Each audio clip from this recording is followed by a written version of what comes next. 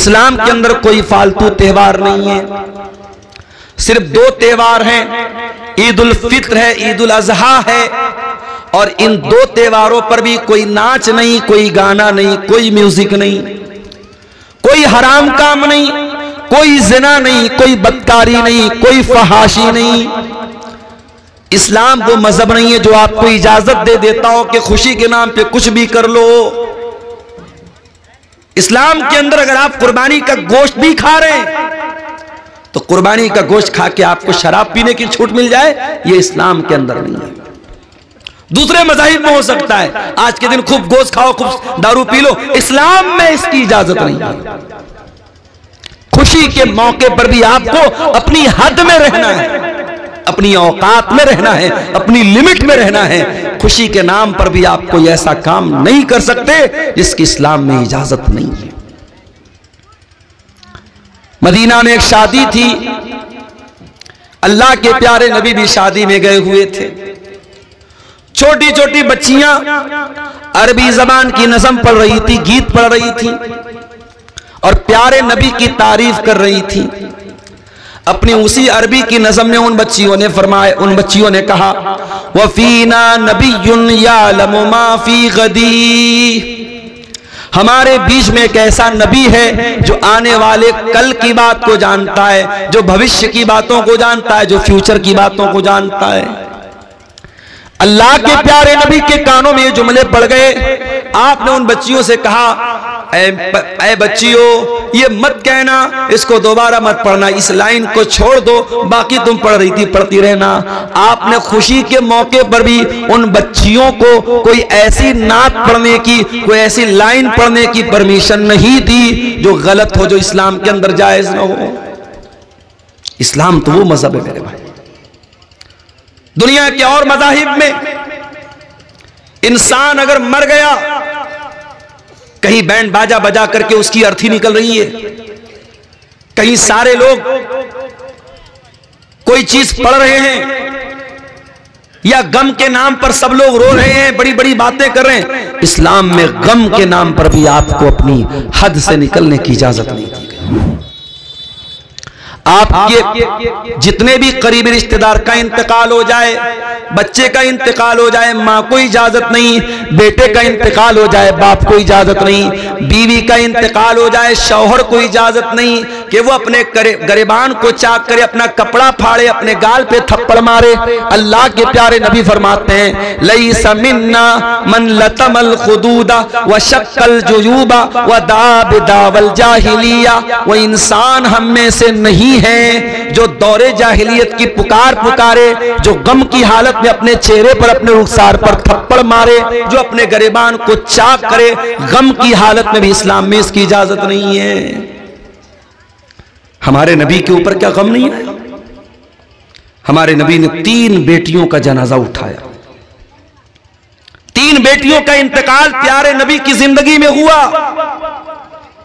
3 बच्चों का इंतकाल, कासिम का, अब्दुल्ला का, इब्राहिम का, 3 बच्चों का इंतकाल, 3 बेटों का इंतकाल नबी के सामने हुआ।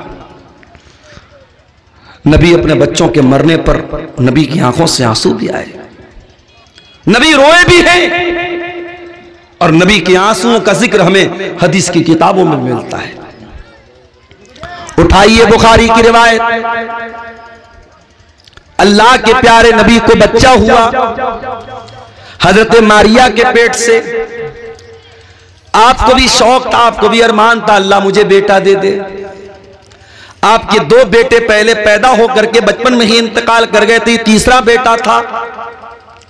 आपने बहुत खुश होकर के अपने बच्चे का नाम इब्राहिम रखा, अपने बाप इब्राहिम के नाम पर। आपने अरब के दस्तूर के मुताबिक बच्चे को देहात भेजा, ताकि देहात के माहौल में बच्चा दाई के पास दूध भी पिएगा और देहात की आबो हवा में पलेगा बढ़ेगा, उसकी सेहत भी अच्छी होगी, उसकी जुबान भी अच्छी होगी। आपने अपने बच्चे को देहात भेजा। आपका बेटा 1 साल या 1.5 साल का था। आपके पास खबर आई कि आपका बेटा बहुत बीमार है। आप अपने साहबा को लेकर के इब्राहिम को देखने के लिए पहुंचे। इब्राहिम की को लाया गया, आपने इब्राहिम को अपनी गोद में लिया, अपने हाथ में लिया। बुखारी के अल्फाज है, वह इब्राहिम यजूद बिनफ्सी, इब्राहिम अपनी आखिरी सांसें ले रहे थे, इब्राहिम का दम टूट रहा है, इब्राहिम की सांसें उखड़ रही हैं और अल्लाह के प्यारे नबी अपने बच्चे को दम तोड़ता हुआ देख रहे हैं। अल्लाह के प्यारे नबी की आंखों से आंसू बहने लगे, आप रोने लगे। साहबे किराम ने कहा, अय अल्लाह के नबी, हम ये क्या देख रहे हैं, आप रो रहे हैं, आपकी आंखों से आंसू बह रहे हैं। आपने फरमाया, हाय मेरे सहाबा, हाज़िही रहमतुन जअलहा अल्लाहु फी क़ुलूबि इबादी, ऐ मेरे सहाबा, ये आंसू तो एक बाप के आंसू हैं जो अपने बेटे के लिए रो रहा है। एक बाप अपने बच्चे के ऊपर आंसू बहा रहा है। ऐ मेरे सहाबा, मेरा बच्चा दुनिया से जा रहा है, अपने बेटे को मरता हुआ देख करके एक बाप की आंखों से आंसू बह रहे हैं। उसके बाद आपने क्या फरमाया, जरा गौर करना मेरे भाइयों। आपने फरमाया, इन्नल ऐना तदमा वल क़ल्ब यहज़ुन वला नक़ूलु इल्ला मा यरज़ा रब्बुना व इन्ना बिफ़िराक़िका या इब्राहीम लमहज़ूनून। ऐ मेरे बच्चे इब्राहिम, तेरे जाने से तेरे बाप की आंखों से आंसू बह रहे हैं, तेरे बाप का दिल गमगीन है। और है मेरे बच्चे, तेरे जाने से तेरा बाप बहुत दुखी है, मगर तेरा बाप अपनी जबान से कोई ऐसी बात नहीं निकालेगा जिससे अल्लाह नाराज हो जाए। यह है इस्लाम। बेटे के इंतकाल पर भी मोहम्मद रसूलुल्लाह सल्लल्लाहु अलैहि वसल्लम ने अपनी जबान से कोई ऐसा जुमला नहीं निकाला जिससे अल्लाह नाराज हो जाए। और आगे बढ़िए, बुखारी की एक दूसरी हदीस देखिए। अल्लाह के रसूल के पास खबर आई कि आपके किसी नवासे या नवासी की तबीयत बहुत ज्यादा खराब है, आखिरी टाइम है। आपकी बेटी ने बुलवाया है कि अब्बा जान को बुला के लाओ, मेरा बेटा दुनिया से जा रहा है, मेरी बेटी बहुत बीमार है, दुनिया से जा रही है, जाओ मेरे अब्बा को बुला के लाओ। गौर करो मेरे प्यारे साथियों, अल्लाह के प्यारे नबी अपनी औलाद से बहुत मोहब्बत करते थे, और जब इंसान अपनी औलाद से मोहब्बत करता है तो नेचुरल बात है औलाद की औलाद से भी बहुत मोहब्बत करता है। अगर आपको अपनी बेटी से मोहब्बत है तो बेटी के बच्चों से, यानी अपने नवासों और अपने नवासियों से भी आपको मोहब्बत बहुत ज्यादा होगी, ये नेचुरल बात है। अल्लाह के प्यारे नबी को भी अपने नवासे से बहुत ज्यादा मोहब्बत थी, लेकिन जब बेटी का पैगाम आया, अब्बा को बुलाया जा रहा है, अल्लाह के प्यारे नबी ने बेटी के पास पैगाम भिजवाया, जाओ मेरी बेटी से कह देना, इन्ना लिल्लाहि मा आता व लहू मा अखज़ व कुल्लु शैइन इंदहू बिअजलिन मुसम्मा। जाओ मेरी बेटी को सबक दे देना, मेरी बेटी को बता देना, अल्लाह ताला के यहाँ हर चीज का टाइम मुकर्रर है, अल्लाह जो चाहे दे दे, जो चाहे ले ले, अल्लाह के फैसले के ऊपर किसी को कोई एतराज का हक हासिल नहीं है। जाओ मेरी बेटी से कह देना, अगर तेरे बच्चे का इंतकाल भी हो जाए, फल तस्बिरी वल तहतसिबी, तो ऐ रसूल की बेटी तू सब्र से काम ले लेना, तेरा बच्चा अल्लाह को प्यारा हो जाएगा। जो बच्चे बचपन में इंतकाल कर जाएं वो अपने माँ बाप की बख्शिश का जरिया बनते हैं, वो अपने माँ बाप के दर्जे की बुलंदी का जरिया बनते हैं। जाओ मेरी बेटी से कह देना, अगर तेरे बच्चे का इंतकाल हो गया तो ये तेरी बख्शिश का जरिया बनेगा, तू सब्र से काम ले लेना और तू अल्लाह से सवाब की उम्मीद रखना। नबी की बेटी ने दोबारा किसी को भेजा कि जाओ मेरे नबी, मेरे अब्बा को बुला के लाओ, मेरे बेटे की तबीयत बहुत नाजुक है, आखिरी सांसें ले रहा है। अल्लाह के प्यारे नबी अपने कुछ सहाबा को लेकर के अपनी बेटी के घर पहुंचे।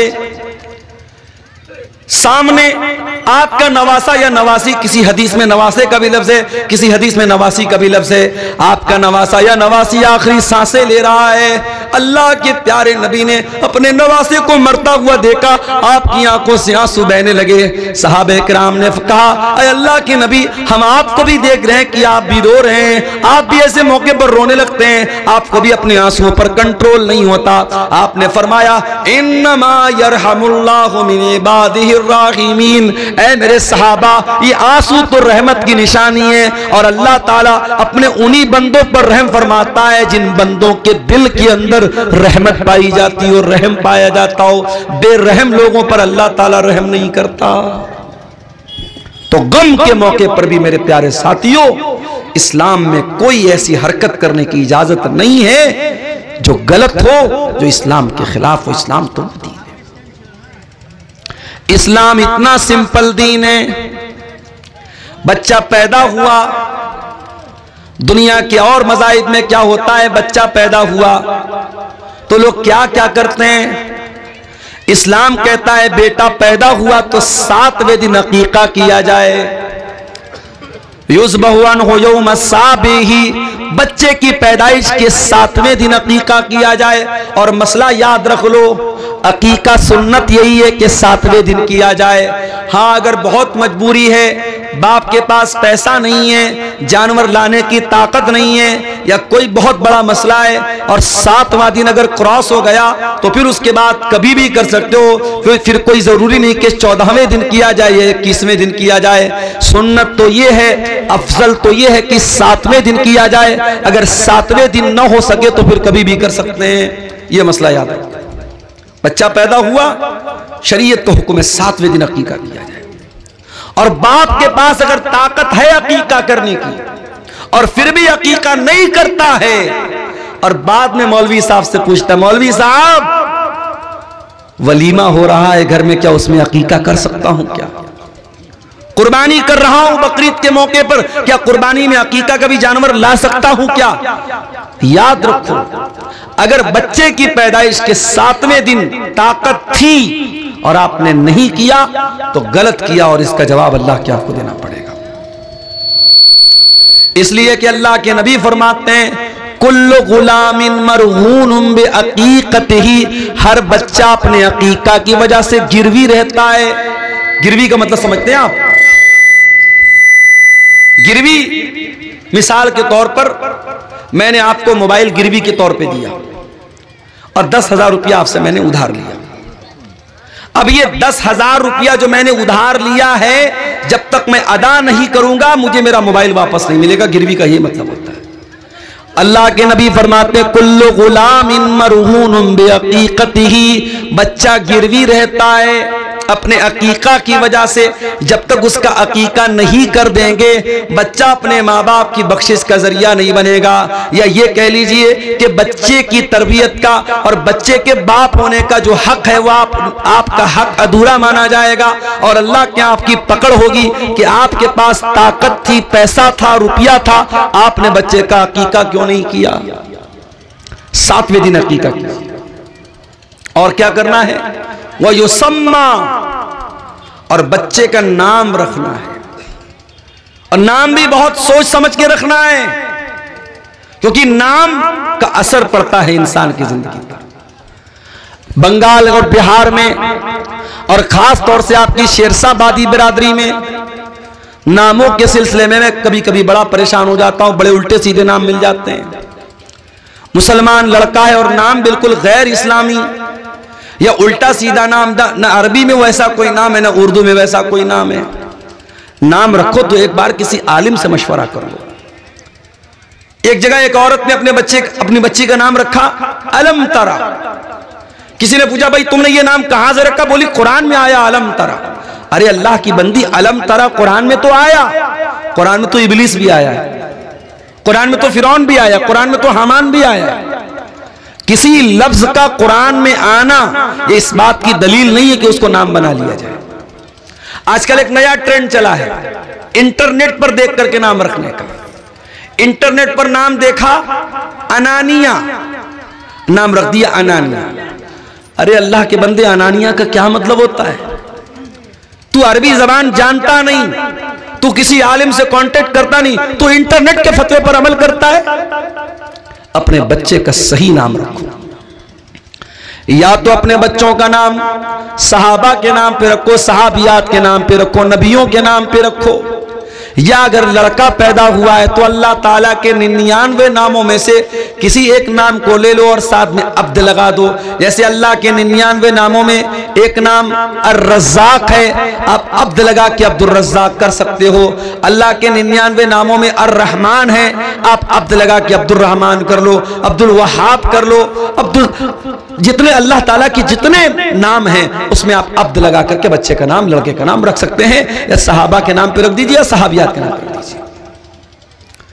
और अल्लाह के नबी फरमाते वयुहल्लक़ु रासुहु, बच्चे का नाम रखा जाए, 7वें दिन बच्चे का अकीका किया जाए और बच्चे का बाल मुड़वाया जाए, 7वें दिन बच्चे का बाल मुड़वाया जाए। और उस हदीस से यह भी पता चलता है कि बाल के वजन के बराबर चांदी अल्लाह की राह में सदका की जाए। यह है इस्लाम की तालीम। बच्चा पैदा हुआ, इस्लाम की तालीम यह है। और आगे बढ़ो, बच्चा थोड़ा समझदार हुआ, इस्लाम यह कहता है कि तू बाप है, तू मां है, बच्चा तुझसे सीखता है। बच्चा स्कूल बाद में जाता है, मदरसा बाद में जाता है, पहले मां से सीखता है, पहले बाप से सीखता है। बाप अगर सिगरेट पीने वाला है, बाप गुटखा खाने वाला है, बाप शराब पीने वाला है, बाप गाली देने वाला है, बच्चे को सिखाने की जरूरत नहीं है, बच्चा तेरे कहे बगैर गाली देना शुरू कर देगा, तेरी गैर मौजूदगी में सिगरेट का कश लगाना भी शुरू कर देगा। बच्चा बुरी आदतों को अपने बाप से पहले सीखेगा। मां अगर बेहया है, मां पर्दे का ख्याल नहीं करती, मां नमाज नहीं पढ़ती, मां को जबान पर कंट्रोल नहीं है, मां शौहर की नाफरमानी करती है, मां शौहर के साथ बदतमीजी करती है, छोटी बच्ची है 4 साल की 5 साल की, अपनी मां को देख करके सब सीख रही है। अल्लाह के प्यारे नबी फरमाते हैं कुल्लु मौलूदिन यूलदु अलल फित्रा, हर बच्चा जब पैदा होता है इस्लाम पर पैदा होता है, फितरत पर पैदा होता है। फअबवाहु युहव्विदानिही व युनस्सिरानिही व युमज्जिसानिही, उसके माँ बाप उसको यहूदी बनाते हैं, उसके माँ बाप उसको ईसाई बनाते हैं, उसके माँ बाप उसको मजूसी बनाते हैं। बच्चा तो बड़ा मासूम होता है मेरे भाई, जो सिखाओगे वो सीखेगा। अभी मुंबई में 6 साल का बच्चा, उसने 11 महीने में कुरान हिफ्ज करके रिकॉर्ड कायम किया है। अखबार की न्यूज मेरे पास मौजूद है, आप कहेंगे तो मैं आपको कटिंग दिखा दूंगा। मुंबई में अहले हदीस का बहुत बड़ा इदारा है, जामिया इस्लामिया मुंबरा।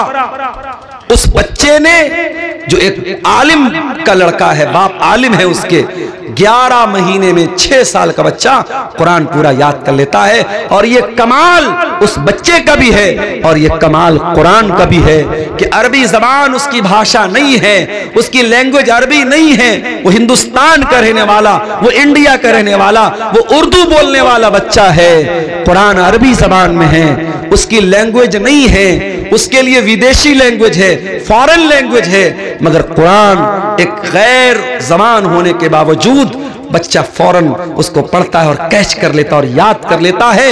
ये मोजज़ा है मेरे प्यारे साथियों कुरान हकीम का।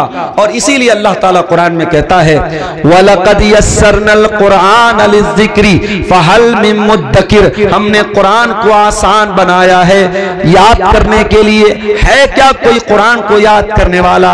हमने कुरान को आसान बनाया नसीहत हासिल करने के लिए, है कोई नसीहत हासिल करने वाला? कुरान को समझना भी आसान है और कुरान को याद करना भी आसान है। इसीलिए उलमा कहते हैं बच्चे को आलिम बनाना है तो पहले कुरान का हाफिज बनाओ। जितने बड़े बड़े आलिम आए सब हाफिज कुरान भी हैं।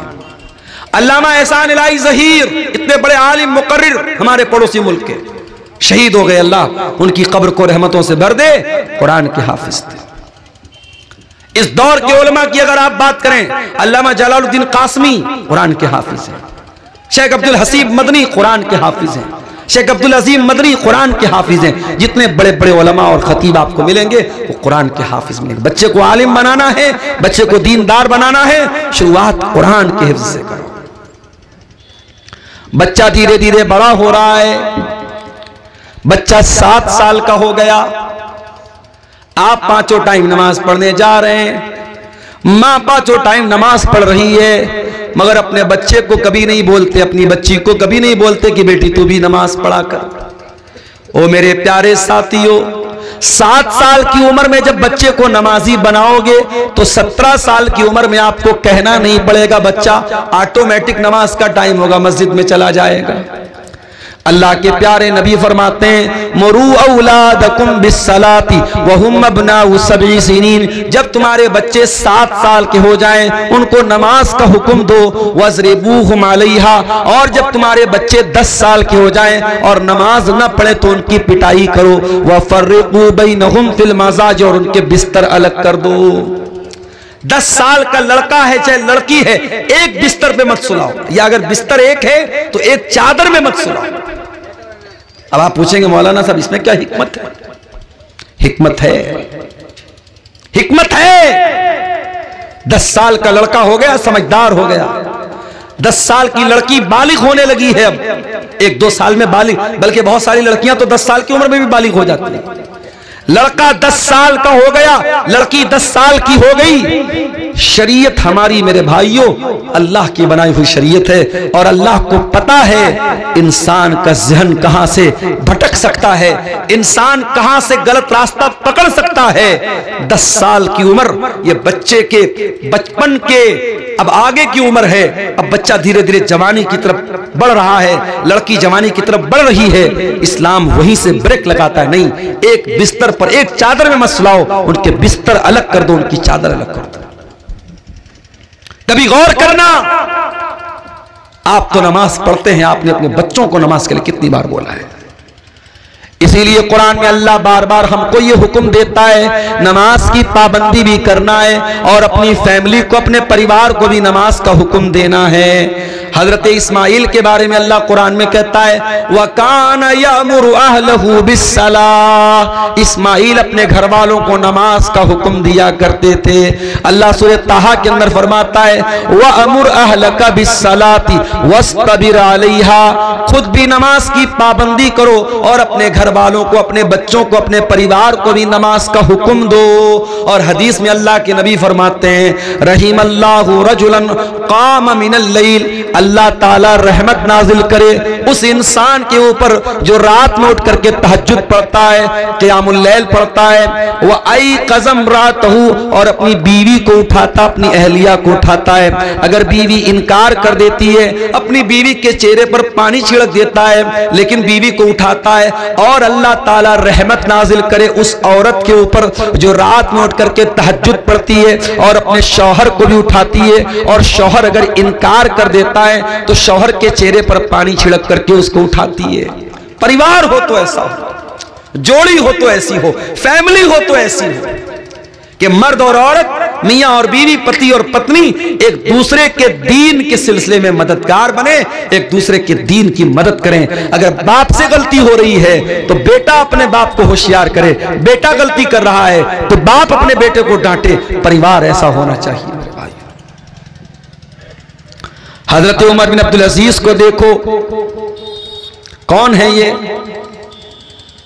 ये जब खलीफा होते हैं, इनके पहले के जो लोग थे उन्होंने अवाम के साथ बहुत जुल्म किया था, बहुत मजलूमों का हक मारा था।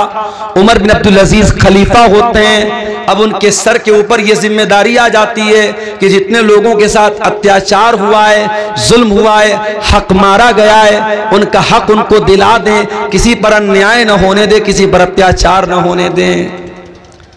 खलीफा का इंतकाल हुआ, हजरत उमर बिन अब्दुल अजीज के हाथों में चार्ज आया, पूरी रात गुजर गई, लिखा पढ़ी भी करनी है, फॉर्मेलिटी भी है, सारे लोगों को जिम्मेदारी भी देना है, पूरी रात हो गई, फजर की अजान हो गई। हजरत उमर बिन अब्दुल अजीज फजर की नमाज पढ़ने के बाद अपने कमरे में आते हैं और बिस्तर पर लेटने जाने लगते हैं। उनका बेटा अब्दुल मलिक आता है, 17 साल का जवान बेटा है, आकर के कहता अब्बा जान, अय अब्बा जान, अय अमीरुल मोमिनीन, क्या करने जा रहे हैं? कहा बेटा आराम करने जा रहा हूं, सुस्ताने जा रहा हूं, रात भर का जगा हूं, बहुत मेहनत पड़ी है, बहुत काम पड़ा है, अब तेरा बाप आराम करने जा रहा है, सुस्ताने जा रहा है, अब जोहर तक सो जाऊंगा और जोहर की अजान होगी, उठूंगा, नमाज पढ़ूंगा, उसके बाद अपने काम पे लग जाऊंगा। बेटा कहता है अब्बा जान, क्या आप इस बात की गारंटी ले सकते हैं कि जोहर की नमाज तक आप जिंदा रहेंगे, आपकी सांस चलती रहेगी, आपका दिल धड़कता रहेगा? क्या आप इस बात की गारंटी ले सकते हैं? कहा नहीं मेरे बेटे, ज़ोहर तक तो छोड़ दो, एक पल की गारंटी नहीं ले सकता, एक मिनट की गारंटी कोई नहीं ले सकता।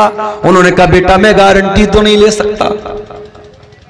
कहा अब्बा जान, कल तक आप अब्बा जान थे, आज मेरे अब्बा जान होने के साथ साथ आप अमीरुल मोमिनीन भी हैं, आप मुसलमानों के खलीफा भी हैं, और बहुत सारे लोगों की नजरें आप पर लगी हुई हैं, बहुत सारे मजलूम हैं, मजबूर हैं, वो इंतजार में कि उमर बिन अब्दुल अजीज आएगा और मेरा हक मुझको दिलाएगा, मेरे साथ जो अन्याय हुआ है, जो नाइंसाफी हुई है, उस नाइंसाफी को खत्म करेगा। अय अब्बा जान, आप बिस्तर पे सोने जा रहे हैं, अल्लाह न करे आपको मौत आ गई और आप अल्लाह को प्यारे हो गए, आप अल्लाह को क्या जवाब देंगे? अल्लाह पूछेगा, अय उमर बिन अब्दुल अजीज, तेरे दौर में तेरे खलीफा बनने के बाद कितने लोग तेरा इंतजार कर रहे थे और तू आराम से बिस्तर पे सो रहा था, अब्बा जान आप क्या जवाब देंगे? हजरत उमर बिन अब्दुल अजीज की आंखों में आंसू आ गए। कहा है मेरे बच्चे करीब आ जा, बेटे को करीब करके सीने से लगाया, कहा अल्हम्दुलिल्लाहिल्लज़ी अखरज मिन सुल्बी मन युईनुनी अला दीनी। आय अल्लाह तेरा शुक्र है, तूने ऐसा बेटा दिया है जो दीन के मामले में अपने बाप की मदद कर रहा है। ऐ मेरे बच्चे, मैं आराम नहीं करूंगा, मैं बिस्तर छोड़ के जा रहा हूं और जा करके पहले उन मजलूमों को उनका हक दिलाता हूं, जिनके साथ अन्याय हुआ है, अत्याचार हुआ है, नाइंसाफी हुई है, मैं उनको जा करके पहले इंसाफ दिलाता हूं। ये होता है परिवार, ये होती है एक मुसलमान फैमिली। आज माफ कीजिएगा मेरे भाइयों, हम और आप दीनदार तो हैं, मगर फैमिली को दीनदार कैसे बनाएं इसकी चिंता हम और आप नहीं करते। बच्चा 10 साल का हो गया, इस्लाम कहता है बिस्तर अलग कर दो, लड़का हो चाहे लड़की बिस्तर अलग कर दो, नमाज ना पढ़े तो पिटाई करो। लड़की बालिग हो गई, अब रोजा उसके ऊपर फर्ज हो गया, अब रमजान का महीना है तो माँ को ये नहीं लगना चाहिए अभी तो मेरी बेटी 12 साल की है, अभी तो गर्मी का रोजा है, बहुत परेशानी होगी। लड़की बालिग हो गई, लड़का बालिग हो गया, अब नमाज फर्ज है उसके ऊपर, अब रोजा फर्ज है उसके ऊपर, अब उसके ऊपर ये कह करके उम्र बहुत कम है, तरस खाने की जरूरत नहीं है। ठीक है गर्मी ज्यादा लग रही है, उसको आप कोई इंतजाम कीजिए, लेकिन आप अपने बच्चों और बच्चियों को जब बालिग हो जाएं उनको रोजा नमाज की पाबंदी करवाइए। और लड़की जब बालिग हो जाए, जब घर से वो निकले तो पाबंदी इस बात की कीजिए कि लड़की पर्दे में निकले, लड़की नकाब में निकले, लड़की बेपर्दा होकर के ना निकले। और आगे बढ़िए, लड़का जवान हो गया, लड़की जवान हो गई, शादी के काबिल हो गए, अब क्या करना है? आपकी लड़की के लिए कोई रिश्ता आया, लड़का अच्छा है, दीनदार है, नेक है, मगर ज्यादा पैसा कमाने वाला नहीं है। आपको क्या लगता है अगर मैं करोड़पति हूं तो मेरा दामाद भी करोड़पति होना चाहिए? अगर मेरे पास इतनी जमीनों जायदाद है, मेरी बेटी भी जमीनों जायदाद वाले घर में जानी चाहिए, चाहे उस घर में दीन नाम की कोई चीज ना हो, इस्लाम नाम की कोई चीज ना हो, कुरान नाम की कोई चीज ना हो, मगर मेरी बेटी महल में जानी चाहिए, मेरी बेटी गरीब घर में नहीं जानी चाहिए। कान खोल करके सुन लो मेरे प्यारे साथियों, अगर ये सोच आपकी है तो सोच बदल लो।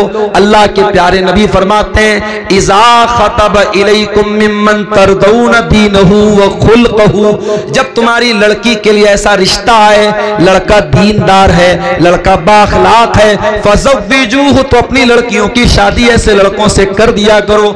इल्ला तफ़अलू, अगर तुम ऐसा नहीं करोगे, तकुन फितनतुन फिल अर्ज़ि, तो जमीन में फसाद फैल जाएगा, फितना फैल जाएगा, बिगाड़ फैल जाएगा। आपके बिहार में तो फिर भी गनीमत है। मेरा एक प्रोग्राम हुआ था महाराष्ट्र में, एक जगह पड़ती है आकोट, महाराष्ट्र में एक जगह है आकोट, वहां लड़के लड़कियां 30-30 साल के, 35-35 साल के हो गए, शादी नहीं हो रही। क्यों साहब? गवर्नमेंट जॉब होनी चाहिए, सरकारी नौकरी होनी चाहिए। अब सरकारी नौकरी कोई इतनी आसान तो नहीं है भाई, इतनी आसानी से तो सरकारी नौकरी नहीं मिलने वाली। अब लड़के को सरकारी नौकरी नहीं मिल रही है तो शादी नहीं हो रही। कान खोल करके सुन लो औलाद के साथ ये जुल्म बंद करो, या न्याय बंद करो। औलाद जब शादी के काबिल हो जाए, चाहे लड़का हो चाहे लड़की, उसकी शादी करो, और जमीन जायदाद सब यही रह जाएगा। अगर आपने अपने लड़की के लिए दीनदार दामाद नहीं देखा, पैसा देखा, जमीन देखी, जायदाद देखी, कल आपको पछताना पड़ेगा। आपको जमीन तो मिल जाएगी, जायदाद तो मिल जाएगी, मगर आपकी बेटी जब रातों को रोएगी और कहेगी अल्लाह मेरे माँ बाप ने मुझे फंसा दिया इस जालिम के साथ मेरा निकाह करके, उस वक्त आप अल्लाह को क्या जवाब देंगे? ये सोचना। दीन को तरजीह दो मेरे भाइयों, और शादी में जल्दी करो, शादी में ताखिर मत करो। अगर आप लड़के की शादी कर रहे हैं, बहू लाना चाहते हैं, कैसी बहू लाएंगे? अल्लाह के प्यारे नबी फरमाते हैं तुनकहुल मरातुल अर्बईन, औरत की शादी होती है तो 4 चीजें औरत के अंदर देखी जाती हैं। लिमालिहा वले हसबिहा वले जमालिहा वले दीनिहा, औरत का पैसा देखा जाता है, औरत की खूबसूरती देखी जाती है, औरत का खानदान देखा जाता है, और औरत की दीनदारी देखी जाती है। आपने फरमाया फज़फर बिज़ाति दीन, तुम दीनदार औरत को अपने घर में लेके आ जाओ, कामयाब हो जाओगे।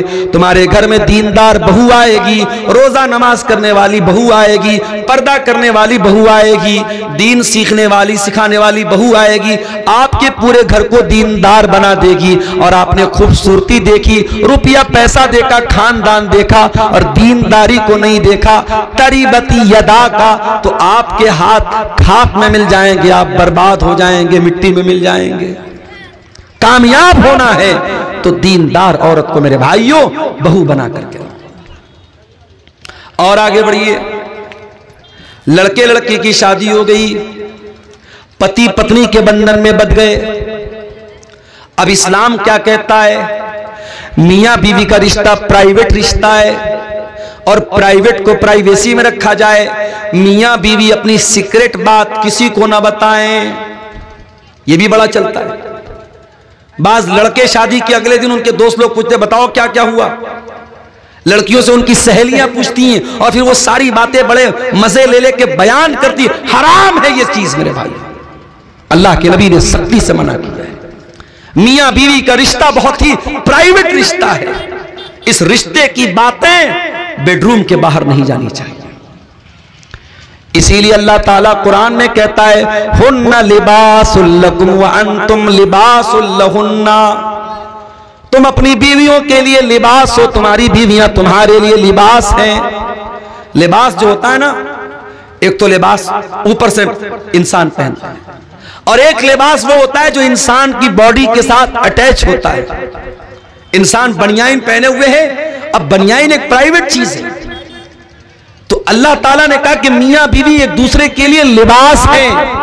अब लिबास में प्राइवेसी भी आ गई और लिबास में खूबसूरती भी आ गई, यानी शौहर की जिंदगी में बीवी खूबसूरती बन के आती है, बीवी की जिंदगी में शौहर खूबसूरती बन के आता है, और दोनों एक दूसरे के लिए प्राइवेसी होते हैं, एक दूसरे का राज बन जाते हैं, एक दूसरे के राज की हिफाजत करते हैं।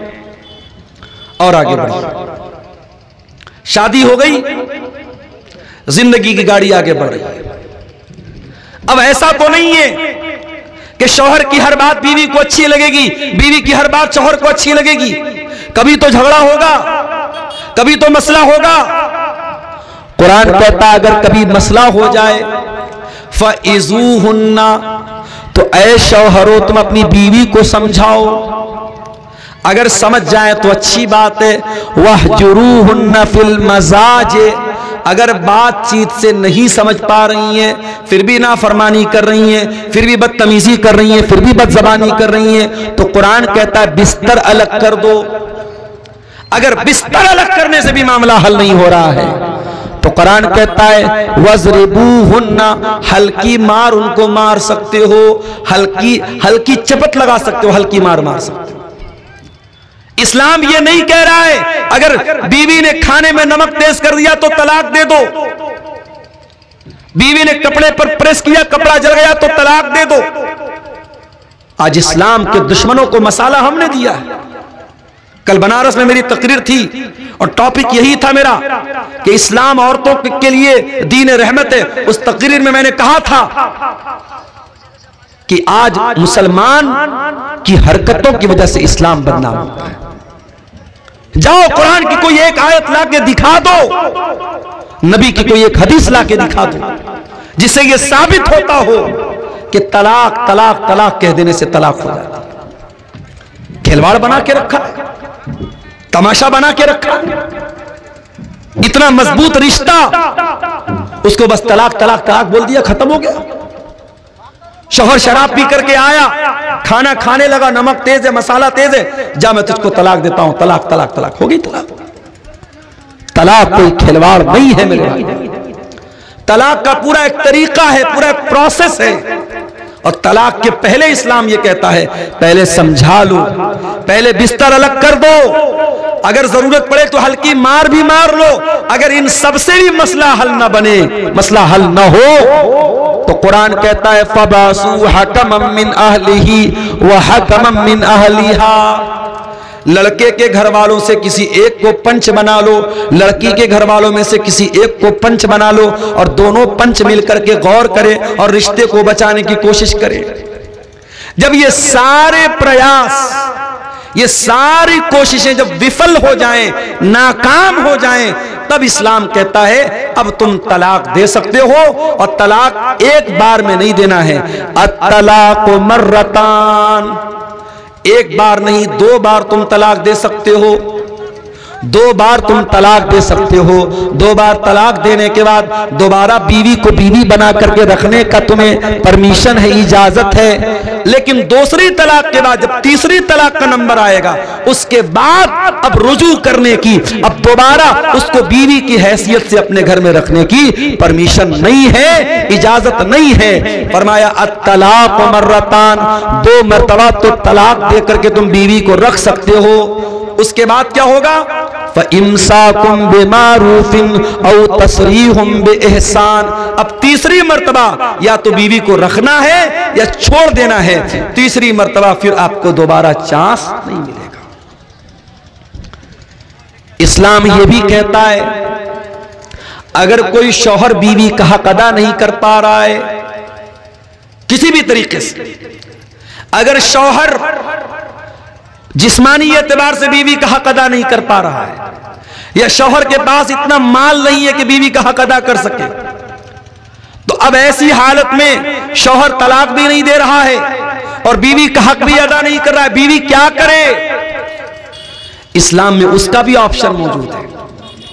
अगर शौहर बीवी का हक अदा नहीं कर रहा है, या बीवी शौहर से खुश नहीं है, बीवी शौहर के साथ रहना नहीं चाहती है, इस्लाम कहता है बीवी खुला ले सकती है। एक सहाबी की बीवी अल्लाह के नबी के पास आई, हजरत साबित बिन कैस की बीवी। कहा अल्लाह के नबी, मैं साबित के बारे में कोई गलत बात नहीं बोलना चाहती, बस मैं इतना कहना चाहूंगी, मैं शौहर की शिकवा शिकायत नहीं करना चाहती हूं, मैं उनके साथ रहना ही नहीं चाहती हूं। बीवी आकर के कह रही कि अल्लाह के रसूल, मैं अपने शौहर के साथ रहना नहीं चाहती हूं। अल्लाह के नबी ने फरमाया कि तुमने मेहर में जो बाग लिया था वो बाग तुमको वापस करना पड़ेगा, रिटर्न करना पड़ेगा। उन्होंने कहा ठीक है मैं रिटर्न करती हूं। अल्लाह के नबी ने बाग शौहर को रिटर्न करवाया और उसके बाद खुला हो गया, निकाह को खत्म करा दिया। एक हैज की इद्दत गुजारने के बाद बीवी कहीं और निकाह कर सकती है। इस्लाम में इसका भी ऑप्शन मौजूद है। इस्लाम में हर प्रॉब्लम का सॉल्यूशन मौजूद है मेरे भाई। जानते हो, अगर शौहर अपनी बीवी को गलत काम करता हुआ देख ले और उसके पास 4 गवाह नहीं है, इस्लाम में अगर कोई जिना कर रहा है और कोई ये ब्लेम कर रहा है कि वो आदमी जिना कर रहा है, तो इस्लामी कानून क्या कहता है कि 4 गवाह होने चाहिए। 4 गवाह हो या कोई क्लियर प्रूफ हो कि हाँ ये जिना हुआ है, क्योंकि जिना बहुत बड़ा गुनाह है। किसी के कह देने से कि फला ने जिना कर लिया जिना साबित नहीं होता। जिना अगर किसी के ऊपर जिना का इल्जाम लगाया जा रहा है, इस्लाम कहता है 4 गवाह होने चाहिए। अब मान लो बीवी को शौहर ने देख लिया कि बीवी गलत काम कर रही है, अब जाहिर है शौहर 4 गवाह तो नहीं ला सकता हमेशा, जरूरी नहीं कि उस चीज को देखने के लिए 4 गवाह मौजूद हो। 4 गवाह नहीं है। अब एक इज्जतदार आदमी ये मंजर देखने के बाद अपनी बीवी के साथ रहना भी नहीं चाहता। अदालत में जाकर के अगर ये बोलता है कि मैंने अपनी बीवी को ज़िना करते हुए देखा है, इस्लामी अदालत पूछेगी तेरे पास 4 गवाह हैं? ये बोलेगा 4 गवाह नहीं है। इस्लामी अदालत का कानून क्या है? अगर किसी औरत पर आपने ज़िना का इल्जाम लगाया और आपके पास प्रूफ नहीं है, आपके पास 4 गवाह नहीं है, तो इल्जाम लगाने वाले को 80 कोड़े मारे जाएंगे। अब शौहर ने अपनी बीवी को देखा ये काम करते हुए, 4 गवाह नहीं है, अब करे तो क्या करे? इल्जाम लगाता है तो 4 गवाह लाने पड़ेंगे, 4 गवाह है नहीं। अगर अदालत में जाता 80 कोड़े खुद खाना पड़ेगा। अब इसका भी कोई हल है कि नहीं है? इसका हल इस्लाम में लिआन है। लिआन किसको बोलते हैं? शौहर अदालत में आएगा और कहेगा जज साहब मैंने बीवी को ज़िना करते हुए देखा है और अब मैं इसके साथ नहीं रहना चाहता हूं। इस्लाम कहता है कि ऐसी सूरत में शौहर 4 बार अल्लाह की कसम खा करके कहेगा, 4 बार अल्लाह की कसम खा करके कहेगा कि मैं सच्चा हूं और मैंने देखा है कि इस औरत ने गलत काम किया है। और 5वीं बार कसम खा करके कहेगा अगर मैं झूठ बोल रहा हूं तो मेरे ऊपर अल्लाह की लानत हो। यह मर्द बोलेगा। अब औरत से पूछा जाएगा तू क्या बोलती है? अगर औरत कहेगी कि हां मैंने ज़िना किया है, इस्लामी अदालत का कानून यह कहता है अगर औरत इकरार कर लेगी कि मैंने ज़िना किया है और इस्लामी मुल्क है, इस्लामी अदालत है, इस्लामी सजा मिलती है, तो चूंकि वो औरत शादीशुदा है उसको पत्थरों से मार मार के खत्म कर दिया जाएगा। लेकिन औरत अगर कहती है नहीं ये झूठ बोल रहा है, मैंने ऐसा कोई काम नहीं किया, तो अब अदालत में औरत को भी कसम खानी पड़ेगी और 4 बार औरत कसम खा करके कहेगी कि ये झूठ बोल रहा है, मैं सच बोल रही हूं। और 5वीं बार अल्लाह की कसम खा करके कहेगी अगर ये सच बोल रहा है और मैं झूठ बोल रही हूं तो मेरे ऊपर अल्लाह की लानत हो।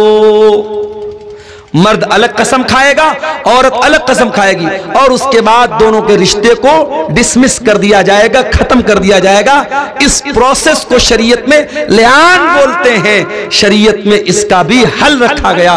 मेरे प्यारे साथियों, इतना प्यारा दीन अल्लाह ताला ने हमें और आपको दिया है। जिंदगी के किसी भी मोड़ पर इस्लाम ने हमें अधूरा नहीं रखा है, इस्लाम ने हमें अंधेरे में नहीं रखा है। इस्लाम के अंदर हर मुश्किल का हल मौजूद है। और आगे बढ़िए, इंतकाल हो गया किसी का, मर गया इंसान, मरने वाला जमीन छोड़ के गया, जायदाद छोड़ के गया, पैसा छोड़ के गया।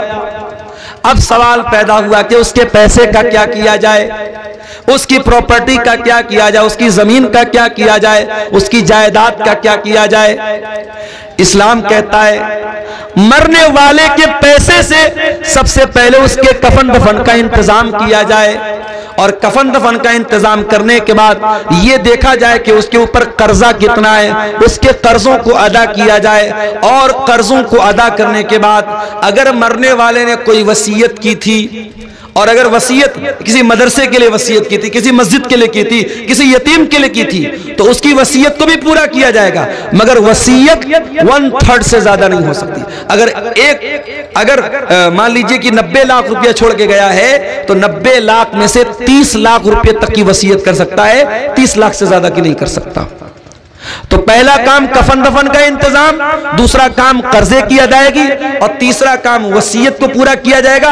और चौथे नंबर पर उसके जो वारिस होंगे, उसका बाप होगा, उसकी माँ होगी, उसकी औलाद होगी, उसकी बीवी होगी, जो भी उसके वारिस होंगे, शरीयत में सबका हिस्सा बताया गया। बीवी का इतना हिस्सा, औलाद का इतना हिस्सा, माँ का इतना हिस्सा, बाप का इतना हिस्सा, उनका हक उनको दिया जाएगा।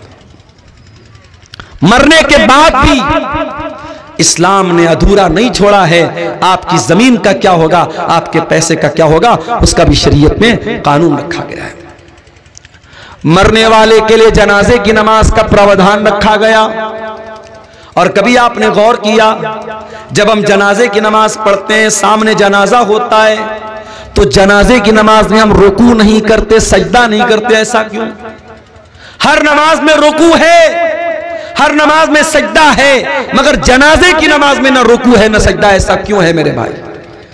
इसलिए कि सामने जनाजा रखा है और इस्लाम के अंदर इतना भी पसंद नहीं किया गया कि सामने अगर जनाजा भी रखा है तो उसके आगे सजदा किया जाए या उसके आगे रुकू किया जाए। सोचो, जो इस्लाम जनाजे की नमाज में रुकू और सजदा नहीं रखता है ताकि किसी लाश के सामने सजदा न होने पाए, उस इस्लाम में किसी कब्र के आगे सजदा करने की इजाजत कैसे हो सकती है?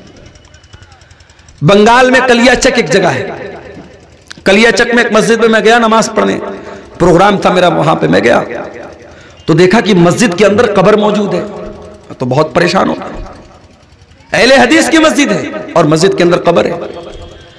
मैंने कहा भाई अहले हदीस की मस्जिद में कब्र कहां से आई? तब मौलाना साहब बहुत पहले से ये कब्र है। मैंने कहा जितने भी पहले से ये कब्र हो, या तो आप मस्जिद को तोड़ करके कब्र, जहां से कब्र है उसके बाहर मस्जिद की बाउंड्री कर दो, यानी कब्र मस्जिद के अंदर या मस्जिद कब्र के अंदर नहीं होनी चाहिए।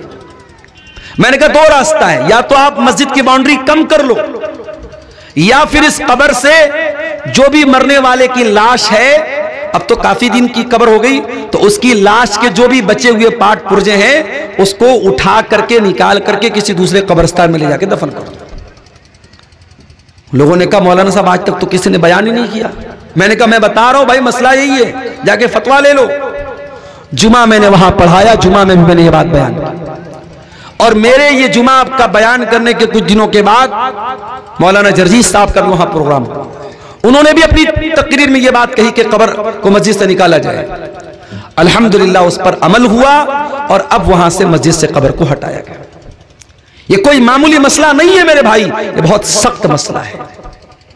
अल्लाह के नबी ने अपनी वफात के लम्हात में, अपने आखिरी लम्हात में भी कहा था, लानल्लाहुल यहूद वन नसारा, अल्लाह की लानत हो यहूदियों के ऊपर, अल्लाह की लानत हो ईसाइयों के ऊपर, इत्तखज़ू क़ुबूर अंबियाइहिम मसाजिद, उन्होंने अपने नबियों की कब्रों को मस्जिद बना लिया, सजदा करने की जगह बना लिया। इस्लाम में कब्र के आगे सजदा करने की इजाजत नहीं है, इसीलिए जनाजे की नमाज में भी आप सजदा नहीं करते, रुकू नहीं करते। अच्छा, जनाजे की दुआ कितने लोगों को याद है? जरा हाथ उठा के बताओ तो, कितने लोगों को याद है? ईमानदारी से बताना, झूठ मूठ हाथ मत उठाना। देखिए इतना बड़ा मजमा है और काफी लोग ऐसे हैं जो हाथ नहीं उठा पा रहे, ये अफसोस की बात है। आप अपने दुनिया के कामों में बहुत माहिर हैं, अपनी राजनीति के मामले में बहुत माहिर हैं, अपनी खेती बाड़ी के बारे में बहुत जानकार हैं, लेकिन आपको जनाजे की नमाज की दुआ तक नहीं आती। ये अफसोस की बात नहीं है। जनाजे की नमाज में अल्लाहु अकबर का इमाम साहब ने पहली तकबीर के बाद सूरह फातिहा पढ़ेगा, बिस्मिल्लाहिर्रहमानिर्रहीम, अल्हम्दुलिल्लाहि रब्बिल आलमीन, अर्रहमानिर्रहीम, मालिकि यौमिद्दीन, इय्याका नअबुदु व इय्याका नस्तईन, इहदिनस सिरातल मुस्तकीम, सिरातल लज़ीना अनअमता अलैहिम गैरिल मग़दूबि अलैहिम वलद्दॉल्लीन, आमीन। सूरह फातिहा पढ़ेगा, उसके बाद कोई सूरत मिला लेगा, बिस्मिल्लाहिर्रहमानिर्रहीम, कुल हुवल्लाहु अहद, अल्लाहुस समद, लम यलिद वलम यूलद वलम यकुल लहू कुफुवन अहद। उसके बाद इमाम कहेगा अल्लाहु अकबर। इसमें रफ़ा-ए-दैन कर भी सकते, नहीं भी कर सकते, दोनों तरीका जायज़ है। अगर आप चारों मरतबा रफ़ा-ए-दैन करें तो भी चलेगा, और सिर्फ एक मरतबा रफ़ा-ए-दैन करके हाथ बांधे रहे तो भी चलेगा। एक बार अल्लाहु अकबर का, सूरह फातिहा पढ़ा, कोई सूरत पढ़ी, अब दूसरी मरतबा इमाम ने अल्लाहु अकबर का, आप क्या पढ़ेंगे? आप अल्लाहुम्मा सल्लि अला मुहम्मद व अला आलि मुहम्मद कमा सल्लैता अला इब्राहीम व अला आलि इब्राहीम इन्नका हमीदुम मजीद, अल्लाहुम्मा बारिक अला मुहम्मद व अला आलि मुहम्मद कमा बारकता अला इब्राहीम व अला आलि इब्राहीम इन्नका हमीदुम मजीद। दुरूद शरीफ पढ़ा। फिर इमाम ने कहा अल्लाहु अकबर। अब ये तीसरी तकबीर है। अब इसमें आप जनाजे की दुआ पढ़ें। जनाजे की कई दुआएं हैं, छोटी छोटी दुआ भी है, थोड़ी लंबी दुआ भी है। एक दुआ जो बहुत मशहूर है, शायद जिनको याद है ये वाली दुआ याद होगी, अल्लाहुम्मा ग़फ़िर लि हय्यिना व मय्यितिना व शाहिदिना व गायबिना व सगीरिना व कबीरिना व ज़करिना व उन्साना। अल्लाहुम्मा मन अहयैतहु मिन्ना फ़अहयिही अलल इस्लाम व मन तवफ़्फ़ैतहु मिन्ना फ़तवफ़्फ़हु अलल ईमान। अल्लाहुम्मा ला तहरिमना अजरह व ला तफ़्तिन्ना बादा। ये दुआ है, इतनी तो कम से कम आपको याद होनी चाहिए। इस दुआ का मतलब क्या है? अल्लाहुम्मा ग़फ़िर लि हय्यिना, ऐ अल्लाह हमारे जिंदों को बख्श दे, व मय्यितना हमारे मुर्दों को बख्श दे। अल्लाहुम्मा ग़फ़िर लि हय्यिना व मय्यितना व शाहिदिना व गायबिना, जो मौजूद है उनको भी बख्श दे, जो मौजूद नहीं है उनको भी बख्श दे। ऐ अल्लाह हमारे मर्दों को भी बख्श दे, हमारी औरतों को भी बख्श दे, हमारे बच्चों को भी बख्श दे, हमारे जिंदों को भी बख्श दे, हमारे मुर्दों को भी बख्श दे। सारे लोगों की बख्शिश की दुआ करते हैं आप जनाज़े की नमाज़। उसके बाद आप क्या कहते हैं? अल्लाहुम्मा मन अहयैतहु मिन्ना फ़अहयिही अलल इस्लाम, ऐ अल्लाह तू जिसे जिंदा रखे उसे इस्लाम पर जिंदा रखे। वो मन तवफ़्फ़ैतहु मिन्ना, और जिसे तू मौत दे दे फ़तवफ़्फ़हु अलल ईमान, ऐ अल्लाह तू उसे ईमान पर मौत दे। अल्लाहुम्मा ला तहरिमना अजरा, ऐ अल्लाह इस मरने वाले के अजर व सवाब से हमको महरूम मत कर, मरने वाले के सवाब से हमको महरूम मत कर। वला तफ्तिन्ना बादा, और इसके बाद और एक हदीस में ये भी अल्फाज आए वला तुज़िल्लना बादा, इसके बाद तू हमें गुमराही में मत डाल, हमें फितने में मत डाल। एक छोटी सी दुआ भी जनाजे में आप पढ़ सकते हैं। अल्लाहुम्मा ग़फ़िर लहू वरहमहू वआफ़िही वाफ़ अन्हु व अकरिम नुज़ुलहू व वस्सि मुदख़लहू। ऐ अल्लाह इस मरने वाले को बख्श दे, इसके ऊपर रहम फरमा, इसको दरगुजर कर दे, इसको आफियत में रख, इसको इसकी अच्छी मेहमान नवाजी फरमा और इसके गुनाहों को धो दे। ये दुआ भी आप पढ़ सकते हैं। तो जनाजे की तीसरी तकबीर के बाद आपको ये दुआ पढ़नी। उसके बाद चौथी तकबीर होगी, इमाम अस्सलामु अलैकुम व रहमतुल्लाह, अस्सलामु अलैकुम व रहमतुल्लाह, दोनों तरफ सलाम फेरेगा, आप सलाम फेर देंगे। ये जनाजे की नमाज का तरीका है। उसके बाद और आगे बढ़िए। अब आप जनाजा पढ़ चुके, अब मुर्दे को कब्रिस्तान लेके जा रहे हैं। दुनिया में इंसान कितना ताकतवर था, दुनिया में उसकी फॉर्च्यूनर गाड़ी जब गुजरती थी रोड पर तो लोग ताकने लगते, नेताजी की गाड़ी आ गई, विधायक जी की गाड़ी आ गई, मंत्री जी की गाड़ी आ गई, फलाने साहब की गाड़ी आ गई। और आज जनाजे पे लेटा हुआ है वो इंसान, और उसकी जनाजे की चारपाई को लोग पकड़े हुए हैं और उसको लेके कब्रिस्तान जा रहे हैं। कब्र तैयार है, और कब्र भी आप जानते हैं दो तरह की होती है। एक होती है संदूकी कब्र जिसमें बीच में मुर्दे को रखा जाता है, और एक होती है बगली कब्र। और अल्लाह के नबी की जो कब्र है वो बगली कब्र थी जिसमें साइड में मुर्दे को रखा जाता है। तो कब्र में मुर्दे को उतारा जाता है। अब जब कब्र में उतारा गया उसके बाद मिट्टी डाली जाती है। मिट्टी डालने के टाइम बहुत से लोग दुआ पढ़ते, मिनहा खलकनाकुम व मिनहा नुखरिजुकुम व फीहा नुईदुकुम तारतन उखरा। ये दुआ पढ़ते ये साबित नहीं है, बस बिस्मिल्लाह पढ़ के आप मिट्टी डाल दीजिए। मिट्टी डाल दिया, हाथ झाड़ के चले आए। जिंदगी भर इस बात की फिक्र करते रहे लोग क्या कहेंगे। सही काम करना था, नहीं कर रहा था, क्यों, लोग क्या कहेंगे। मौलवी साहब ने तकरीर में बयान किया, बारात मत लेके जा, जहेज मत ले तू, मंगनी की रस्म मत कर तू, हल्दी की रस्म मत कर तू। आपकी शेरशाहबादी बिरादरी में कटिहार में मुझे लोगों ने बताया बाकायदा बैंड बाजा तक की शादी हो रही है। कहां है आप? इतने बड़े बड़े जलसे और हिंदुस्तान के चुनिंदा उलमा को बुलाने का क्या फायदा है अगर आपकी बिरादरी के अंदर जो अल्हम्दुलिल्लाह 80% अहले हदीस लोग हैं, आपकी बिरादरी में अभी भी अगर नाच गाने के साथ और बैंड बाजे के साथ अगर शादी हो रही है और 2-2 लाख रुपया कैश लेके शादी हो रही, तो क्या मतलब है मेरे भाई।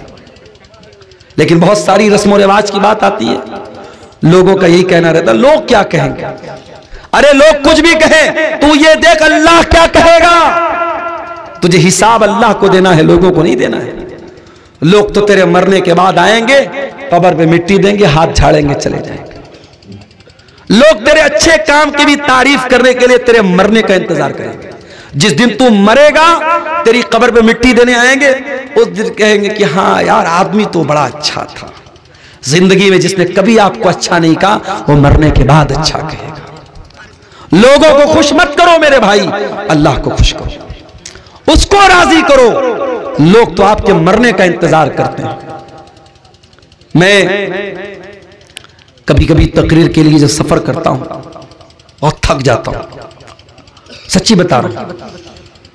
अभी इधर भी कंटिन्यू 7-8 दिन से लगातार मेरे प्रोग्राम हो रहे हैं। कुछ बिहार में भी हुए, कुछ इधर यूपी में भी हुए, कुछ हमारे अपने बनारस में भी हुए। रात में प्रोग्राम करके कभी ऐसा हुआ घर पहुंचा, कभी ऐसा हुआ घर नहीं पहुंचा। फिर सुबह मदरसे की ड्यूटी करना है, सुबह 8 बजे से लेकर 2 बजे तक ड्यूटी करना है। उसके बाद पता लगा साहब फिर निकलना है। कई दिन तक तो ऐसा हुआ कि बिस्तर पे नींद नहीं मिली। कभी कभी ऐसा लगता है कि इतना सब करने के बाद भी ऐसा तो नहीं कि सारे लोग मेरी तारीफ ही करेंगे या सारे लोग मुझे अच्छा ही समझेंगे। बहुत सारे लोगों की नजर में मैं बुरा भी हूं, तो मैं लोगों के चक्कर में क्यों पड़ूं भाई। लोगों की तारीफ सुनने के लिए या लोगों की बुराई से बचने के लिए कभी भी सही काम को मत छोड़ो और कभी भी गलत काम मत करो। ये देखो अल्लाह की नजर में सही क्या है और अल्लाह की नजर में गलत क्या है, बस हम अल्लाह को हिसाब देंगे। कब्र में मिट्टी दे के लोग चले गए।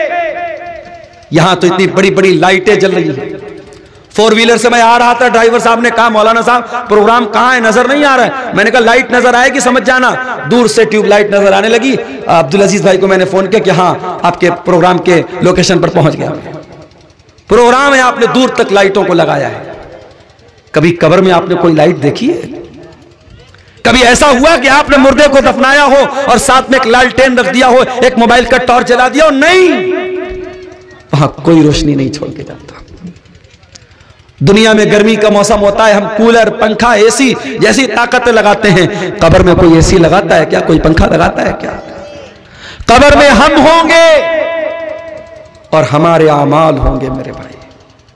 और कब्र के अंधेरे में अगर हमारे आमाल खराब होंगे, हमारे काम गंदे होंगे, हमने अल्लाह को नाराज किया होगा, माफ करना उस अंधेरे से हम नहीं बच सकते।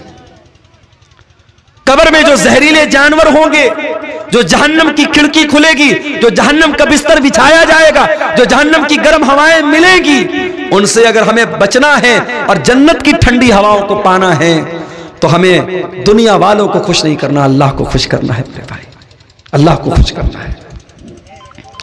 अबू दाऊद के अल्फाज हैं, एक अंसारी साहबी का जनाजा था, जनाजे को कब्र में उतारा जा रहा था। अल्लाह के प्यारे नबी वहीं जनाजे के पास बैठे हुए थे। आपके सहाबा भी आपके आसपास बैठे हुए थे। आपने कब्र को देखा, आपने जनाजे को देखा, आपने मंजर को याद किया जो कब्र में होने वाला है। जब कब्र में होने वाले मंजर को आपने याद किया, हदीस के अल्फाज हैं, फबकन नबी, अल्लाह के नबी रोने लगे। इतना रोए हत्ता बल्ल सरा, आपके आंसुओं से वहां की जमीन भीग गई, वहां की मिट्टी भीग गई, आपके आंसुओं से वहां की जमीन तर हो गई। और आपने कब्र की तरफ इशारा करके फरमाया, लिमिस्ले हाजा फअइद्दू या इख्वानी, ऐ मेरे सहाबा इस कब्र की तैयारी करो, इस कब्र में तुम सबको जाना है, हम सबको जाना है। ओ मेरे प्यारे भाइयों, जब मुर्दों को दफनाने जाया करो तो सोचा करो कि वो दिन हमारे ऊपर भी आने वाला है। मरने के बाद अब कब्र में हम पहुंच गए। अब कब्र में जब पहुंच गए, अब कयामत तक हम कब्र में रहेंगे। अब ये मरने के बाद और कयामत तक के बीच का जो पीरियड है, इसको बरज़ख कहा जाता है। बरज़ख, बरज़ख का मतलब क्या होता है? Barrier, divider. आखिरत एक तरफ, दुनिया एक तरफ, बीच में डिवाइडर क्या है? ये कब्र की जिंदगी है, बरज़ख की जिंदगी है। और इसी से ये मसला पता चला कि हम तो अपने मुर्दे को दफनाते हैं, हमारे हिंदू भाई तो अपने मुर्दों को जला देते हैं, हमारे पारसी मजहब के लोग तो अपने मुर्दों को चिल कौओं को खिला देते हैं, ईसाई लोग तो ताबूत में रख के मिट्टी के अंदर डाल देते हैं। हर मजहब में अंतिम संस्कार करने का अपना अपना तरीका है। और हमारे नबी फरमा रहे कि कब्र में अजाब भी होगा और कब्र में सवाब भी मिलेगा। तो जिसने जला दिया, जिसने चिल कौए को खिला दिया, उसको कैसे अजाब मिलेगा, उसको कैसे सवाब मिलेगा? तो याद रखो मेरे भाई, कब्र का मतलब वो गड्ढा नहीं है। कब्र एक दुनिया का नाम है। कब्र एक अलग वर्ल्ड है, एक अलग दुनिया है, और उस दुनिया को हम बरज़ख कहते हैं। और ये भी याद रखो कि मरने के बाद अब दोबारा दुनिया में कोई वापस नहीं आ सकता। ये जो बॉलीवुड की फिल्मों में दिखाया जाता है, सीरियल्स में दिखाया जाता है, एक इंसान खुदकुशी कर लेता है, आत्महत्या कर लेता है, उसकी आत्मा भटकती रहती है। कोई आत्मा नहीं भटकती। मरने के बाद किसी की आत्मा, किसी की रूह दुनिया में कभी नहीं आ सकती। यह बात याद रखो। कुरान कहता है हत्ता इज़ा जाअ अहदहुमुल मौत क़ाल रब्बिरजिऊन। जब इंसान को मौत आ जाती है, अल्लाह से कहता है, अय अल्लाह एक चांस और दे दे, एक मौका और दे दे। रब्बिरजिऊन, एक बार दुनिया में दोबारा आने का मौका दे दे। लअल्ली अअमलु सालिहन फीमा तरक्तु, अय अल्लाह मैं वादा करता हूं, मैं प्रॉमिस करता हूं, मैं दुनिया में एक चांस तू और दे दे, मैं कोई गुनाह का काम नहीं करूंगा, कोई तुझे नाराज करने वाला काम नहीं करूंगा। अय अल्लाह मैं नेक अमल करूंगा, मैं अच्छा अमल करूंगा। अल्लाह फरमाएगा कल्ला इन्नहा कलिमतुन हुवा क़ाइलुहा व मिन वराइहिम बरज़खुन इला यौम युबअतून। ऐ मेरे बंदे, तेरी ये विश पूरी होने वाली नहीं है, तेरी ये आरजू पूरी होने वाली नहीं है। अब तो कयामत तक बरज़ख में रहेगा, तो कब्र की जिंदगी गुजारेगा, बरज़ख की जिंदगी गुजारेगा। तो मेरे अजीजों, जिस तरीके से दुनिया की जिंदगी के लिए मेहनत करते हो, वैसे बरज़ख की जिंदगी और कब्र की जिंदगी के लिए भी मेहनत करो। अब आइए तकरीर के आखिर में, जो कुरान की आयत मैंने शुरू में पढ़ी थी, शुरू में मैंने आयत पढ़ी थी, अल्लाह ने सूरह नहल में फरमाया, कुरान के 14वें पारे में, मन आमिला सालिहम मिन ज़करिन औ उनसा, जो भी नेक अमल करेगा, चाहे वो मर्द हो या औरत हो, अगर वो ईमान वाला होगा। अभी बनारस में प्रोग्राम था, उसमें मेरी तकरीर भी थी और मौलाना मेराज रब्बानी साहब की तकरीर थी। अब मेराज रब्बानी साहब को तो आप जानते ही हैं, किसी जमाने में खास तौर से बिदअती लोगों के खिलाफ उनकी बड़ी तगड़ी तगड़ी तकरीरें मौजूद हैं।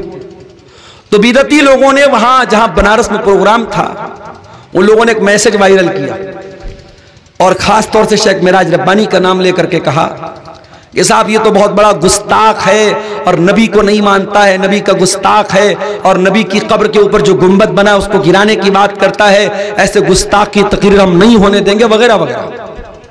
तो वो मैसेज देखकर मुझे तो बहुत गुस्सा आया।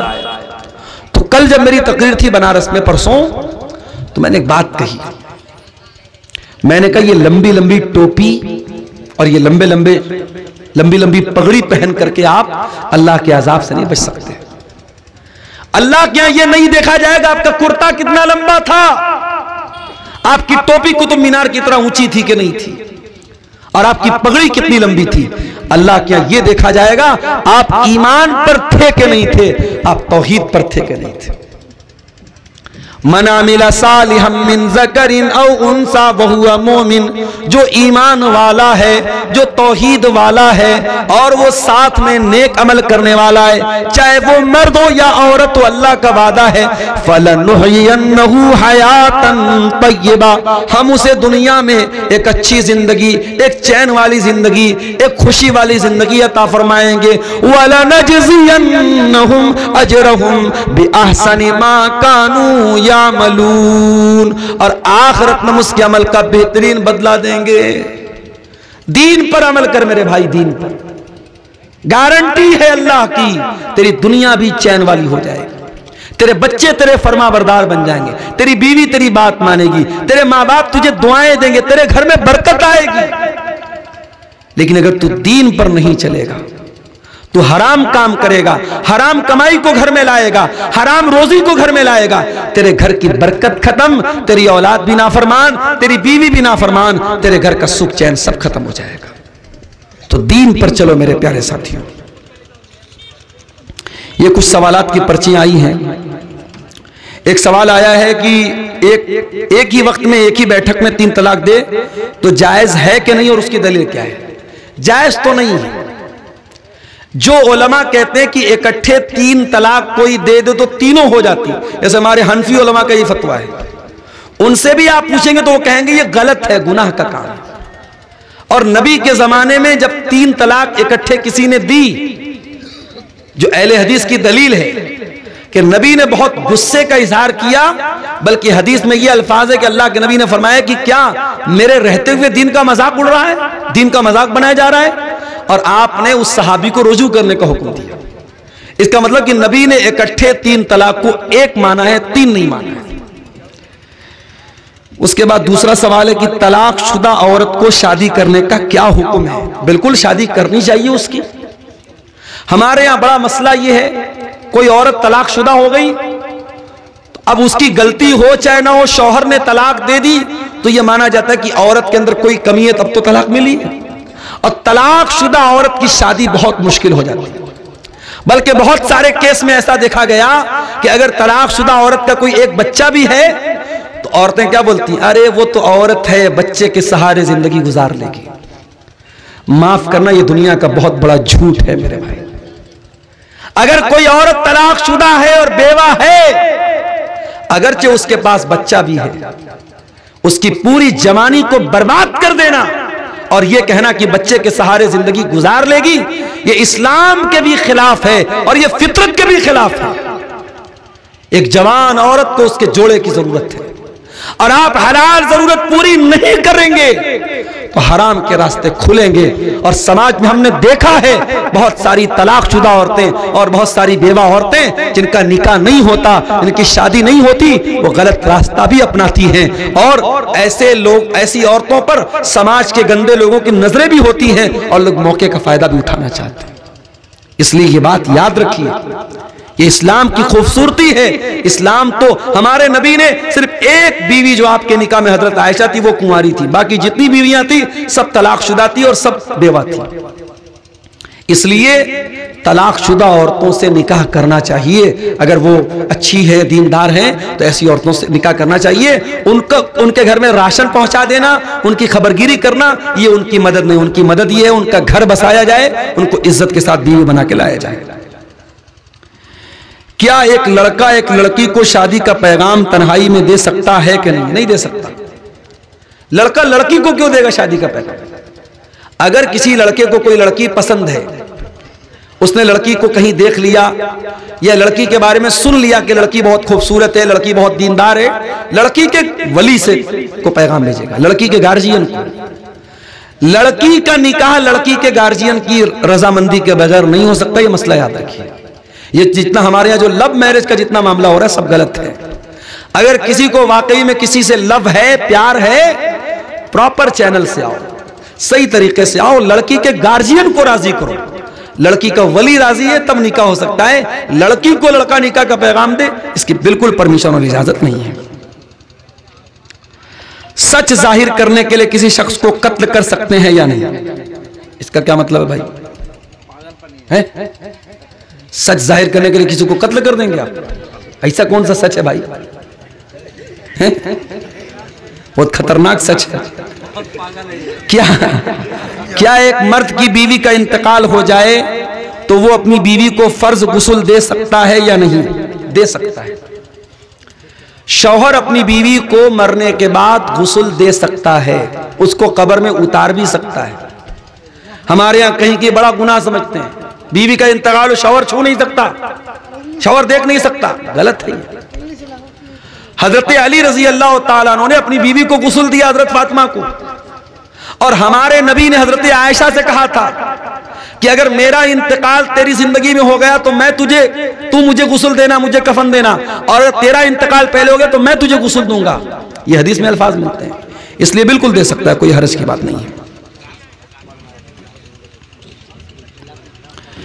गैर मुस्लिम के घर शादी का दावत खाना कैसा है? जायज है, खा सकते हैं। शर्त यह है कि उसमें कोई नाच गाना वगैरह का कार्यक्रम हो रहा है तो उसमें मत जाइए। आप ऐसे टाइम जाइए कि किसी ऐसे नाजायज काम में आप शामिल मत होइए। अब गैर मुस्लिम के घर, ये आपने सवाल पूछा कि दावत खा सकते नहीं, मैंने कह दिया खा सकते हैं। अब जाके वहां नाच गाना में ठुमका भी लगाइए आप। ओके, अब्दुल गफ्फार साहब ने तो कह दिया जा सकते हैं, तो वो तो जायज नहीं है। नाच गाना जो हराम काम हो रहा है उसमें आप शिरकत नहीं करेंगे। और अगर वहां पे नॉनवेज खाना है, आमतौर से गैर मुस्लिमों के यहाँ शादी में नॉनवेज खाना नहीं होता, अगर नॉनवेज खाना है तो फिर ये कंफर्म होना चाहिए कि वो हलाल तरीके से ज़बा हुआ जानवर का है। अभी मैं आ रहा था, गालिबन अररिया के करीब या और पहले कहीं मैंने देखा कि एक मीट की दुकान है, उस पर लिखा था झटका मीट हाउस। अब बहुत सारे गैर मुस्लिमों के यहाँ झटका वाला जानवर, झटका मतलब समझते हैं ना, वो इस्लाम के तरीके का उलट एक तरीका है कि जानवर को झटके से मारते हैं। हम लोग जानवर को यहां छुरी चला के ज़बह करते हैं, वो यहां पे मारते हैं ऊपर। तो झटके वाले जानवर का गोश्त हलाल नहीं है। तो अगर गोश्त आप खा रहे हैं किसी भी गैर मुस्लिम के यहाँ, या किसी होटल में आप खा रहे हैं, कटिहार में, किशनगंज में, पूर्णिया में, कहीं पर भी होटल में आप खाना खा रहे हैं और वो होटल गैर मुस्लिम का है, तो ये कंफर्म किए बगैर, ये वेरीफाई किए बगैर कि खाना हलाल है कि नहीं, गोश्त हलाल है कि नहीं, आपको वहां कोई भी नॉनवेज खाना खाने की इजाजत नहीं है।